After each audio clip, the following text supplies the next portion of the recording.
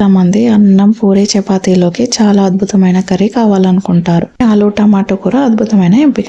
మంది గ్రేవీ చాలా పల్చగా అయిపోతుందని అనుకుంటారు. ఇందులో గ్రేవీ పల్చబడకుండా చిక్కటి గ్రేవీతో చాలా టేస్టీగా ఎలా చేయాలో చూసేద్దాం. లేకుండా ఆలు టమాటా కర్రీ ప్రాసెస్ అయితే చూసేద్దామా. ముందుగా ఆలు టమాటా ఆనియన్స్ అయితే ఇలా కట్ చేసుకొని పక్కకైతే పెట్టేసుకోవాలి.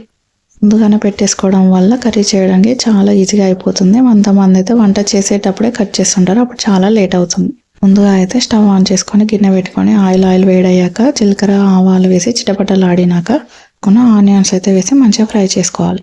ఇంట్లో కూరగాయలు ఏమీ లేనప్పుడు మొదట గుర్తొచ్చేది ఆలు వంటకం కదా, మీరేమంటారో కామెంట్ చేసేయండి. అల్లం వెల్లుల్లి పేస్ట్ అయితే వేసి మంచి పచ్చివాసన పోయేంత వరకు అయితే మంచిగా ఫ్రై చేసుకోవాలి. అన్నం, చపాతి, పూరీలోకి అయితే అదిరిపోతుంది. మంచిగా ఫ్రై అయ్యాక ముందుగా కట్ చేసుకున్న ఆలు ముక్కలను అయితే వేసుకోవాలి. ఇక ఆలుని అయితే కలిపేసుకోవాలి. ఆయిల్లో అయితే మంచిగా ఒక 20% అయితే మగ్గించుకోవాలి. లో ఫ్లేమ్లో మధ్య మధ్యలో కలుపుతూ ఉండాలి.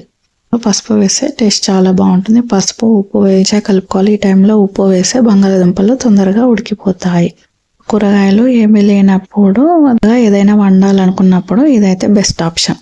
ముక్కలు అయితే మంచిగా కుక్ చేసుకోవాలి. 5 to 10 minutes లో ఫ్లేమ్లో అయితే ఇలా మంచిగా మగ్గించుకోవాలి. మగ్గించుకున్నాక సన్నగా కట్ చేసుకున్న టమాటాలను వేసి మంచిగా కలిపేసుకోవాలి.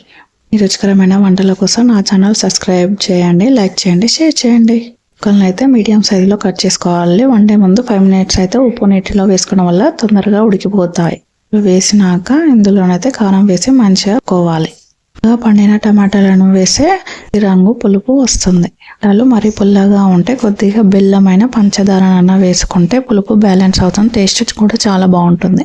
వాటర్ వేసుకోవాల్సిన అవసరం లేదు.